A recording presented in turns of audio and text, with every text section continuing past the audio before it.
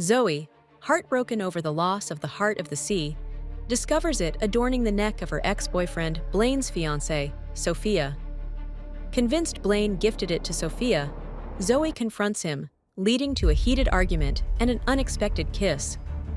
Blaine, however, denies giving Sofia the necklace and insists on buying it back from her, claiming it holds significance from his past.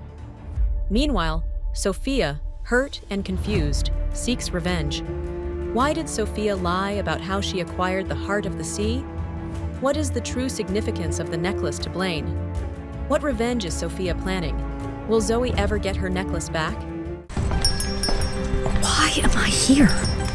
Zoey had received a call from Sofia the previous day to meet and discuss a few designs. But when she arrived, she couldn't understand why Sofia had suggested meeting at a bridal store.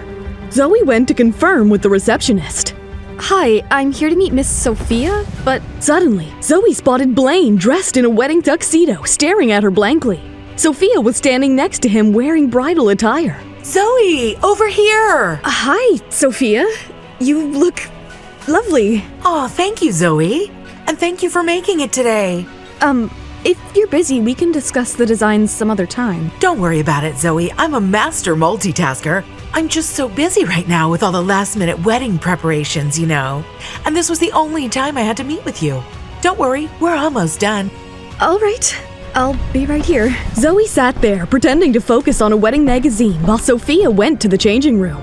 Blaine was taking the tuxedo off, but his gaze had not shifted from Zoey. Unable to bear it any longer, Zoey stood up and walked over to Blaine. Now listen to me. I don't want Sofia to misunderstand anything. In the future, Dr. Dexter, we cannot meet again in private. Then you will have to control yourself and not provoke me again. Look, I'm not the one to fuss about these matters. Do me a favor and please ask your fiancé to meet me at a more professional place next time. You can leave if you want. Blaine's eyes stared deeply at Zoey, and she saw a hint of sadness in his eyes.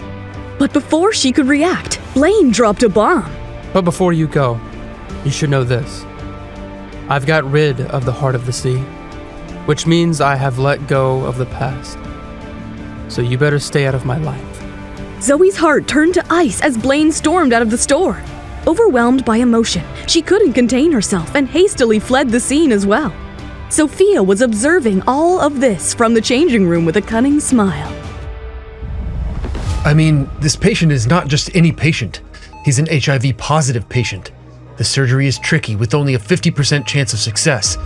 And even if he survives, he'll still be at risk of contracting AIDS and dying. I don't agree with you, Dr. Warner. Being HIV positive is not the immediate death sentence it once was.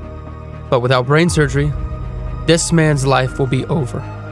Therefore, I'm in favor of conducting the operation and I volunteer to do it myself. I will assist you, Dr. Dexter. After the meeting, the news reached Ramona, and she rushed to find Jose. Jose, is there no way to persuade Dr. Dexter not to operate? This is very risky. Ramona, you know very well what he's like.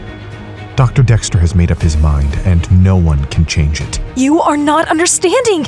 You guys can die because of this. I'm only assisting, so my chances of getting the infection are even lower. Still, there is a chance, so I'd be lying if I said I'm not scared. Then why did you volunteer, you idiot? Someone has to be there for Dr. Dexter. He is the one putting his life in danger for that patient. Ramona felt the weight of Jose's concern, but couldn't respond. The next day, she spotted Zoey in the hospital hallway and rushed to her. Zoey noticed the worry on Ramona's face. What's going on, Ramona? All good? I wish I could tell you I was good, but I'm not. Dr. Dexter is putting himself in danger, and I fear that only you can stop him, Zoey. What do you mean? Dr. Dexter is insisting on performing brain surgery on an HIV-positive patient. If he suffers even the smallest wound while operating, he will be exposed to the virus. But, Zoey, he listens to you. Zoey's eyes widened with concern as she absorbed the situation. But recalling the night Blaine saved the other patient, she expressed her belief in his decision. I believe you will come to agree with him when you see him at the operating table. Also, he never listens to me, and I have nothing to do with him anymore, so he won't listen to anything I say anyway. Zoey turned and left with her fingers crossed. Blaine began the surgery at 11 in the morning. The clock ticked and everyone nervously watched for over 5 hours, hoping for a successful conclusion. As the last portion of the tumor was removed, everyone breathed a sigh of relief. And now, just the last thing to do. Blaine took the needle and thread and began to sew up the patient. Jose and David watched nervously as he worked when suddenly, the nurse dropped a tray which diverted Dr. Blaine and a crisis emerged. Damn it. Dr. Dexter, look at your finger. It's bleeding. What are you panicking for? We have protocols for this. Our first concern is the patient. The operation is almost through. Dr. Dexter, hurry up and leave the patient. Let me do it. No, step away. My hand has already been pierced. Let me finish the stitching. Blaine completed the surgery successfully, and after the operation, he had his blood drawn for an HIV test. Despite taking all precautions, Blaine was asked to take time off until the results came in. The news spread like wildfire. The moment Zoey heard about it, her heart skipped a beat. She rushed to Blaine's apartment and stood in the lobby. Miss, are you looking for Dr. Dexter? Yes, is he home? I need to see him. Please let me in. He's here, but no one is allowed to meet him. It's a strict order, ma'am. Zoey, without thinking, pushed the guard and pressed the buzzer for Blaine's penthouse. When there was no response, she panicked and pressed the buzzer repeatedly. Is he really home? No one is answering the bell. Ma'am, please leave. You're disturbing him. He needs to sleep. Zoey got more anxious, pressing the buzzer persistently. Suddenly, her phone rang. It was Blaine calling. Blaine, is that you? Are you there? Zoey, for God's sake, stop pressing the buzzer. You're giving me a headache. I'll stop pressing it only when you open the door for me. Then keep playing with it. Blaine hung up on her. Zoey called him back, but he turned off his phone. She stomped her foot in frustration. Fine. If you won't answer, I have other ways to get your attention. Zoey ran outside and began to shout. Blaine, let me in! Open the door, let me in! Blaine! Blaine! Blaine stood by the window, observing Zoey below, but didn't respond. The neighbors were all out looking at her. Suddenly, one of them dumped cold water on her from above, asking her to leave.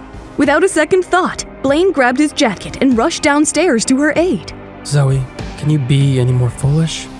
He wrapped the jacket around her, revealing a mix of anger and relief in his eyes. They went upstairs, and Blaine provided her with dry clothes. Once your clothes have finished drying, you'll leave without a question.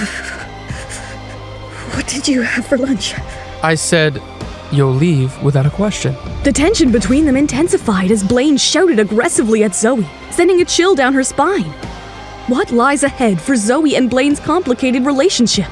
Will Blaine's HIV test results be positive? And how will it impact their life? Will Blaine's decision to operate on the patient change his life for the worse? Hey, I'm Zoey. If you're wondering what happens next, download the Pocket FM app now and listen to the exciting episodes of Rekindled Heartache.